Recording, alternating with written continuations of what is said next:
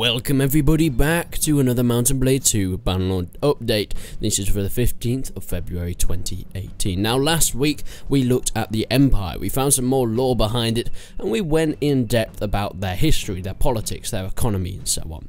But we're going back to the Empire and looking more into the military of it, into what use of weapons, what troops they have and how they now conquer the world and take Cavalry to its knees. Now Tale Worlds Entertainment are saying that the Empire's troop types and equipment is drawn from the 9th to 11th century.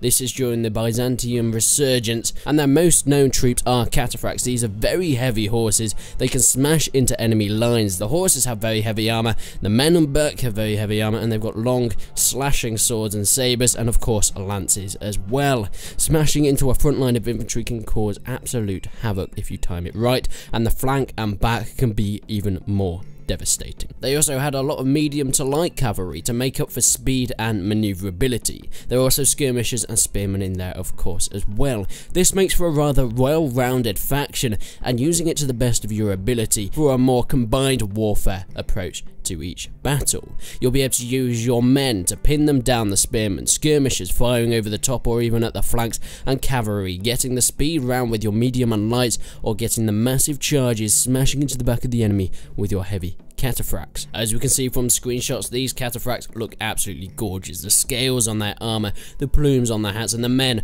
on the back with their segmented shoulder pads looks absolutely amazing, stabbing into what looks to be sturgeon infantry, but you know, don't hold me to that one, I'm an absolute moron. Now the Empire benefit on getting a big moral shock on the enemy. Smashing your cataphracts into the back line can kill vast amounts of troops at once, and this will put the Empire at an advantage, making the men run away, scatter, and then being able to pick them off one by one by skirmishers and cavalry. Not only do these guys have spears and sabers and cleavers to smash the enemy, but also on the cataphracts there's a chance they might have a heavy mace. Now this will deal blunt damage, knocking them out or just smothering their face or blending it into a nice Sturgeon pie.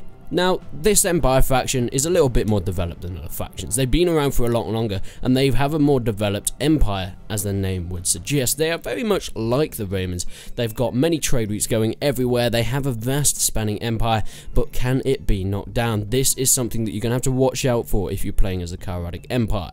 You need to make sure all fronts are accounted for, or your troops are in the right places, and not too spread out, but not too close either. Now the Empire aren't just one massive faction, there are many minor factions in here, and this adds some nice regional variation, different types of troops, different types of men, but they will all come together to fight for one cause, if needs be. Now of course the developer blog saying Imperial border areas tend to be rougher and more chaotic than the Heartland, and in the game they are represented by frontiersmen. Though fiercely loyal to the Empire, they adopt many ways of the warrior tribes they face, from weaponry to a preference of blood feud over courts of law. I think these will be great for mixing in with your Empire troops to get not only that strong, sturdy equipment, training, battle sturdy of the Empire, but of course some of the perks that you get from some of the barbarian factions in your men as well.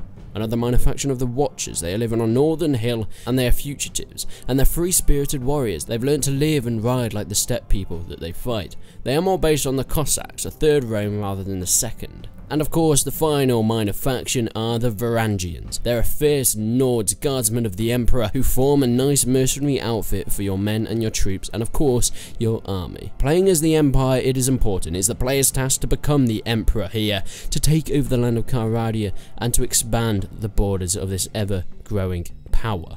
That's pretty much it for this post though, so if you enjoyed this Mount and Blade 2 Bannerlord post, make sure you leave a comment and a like.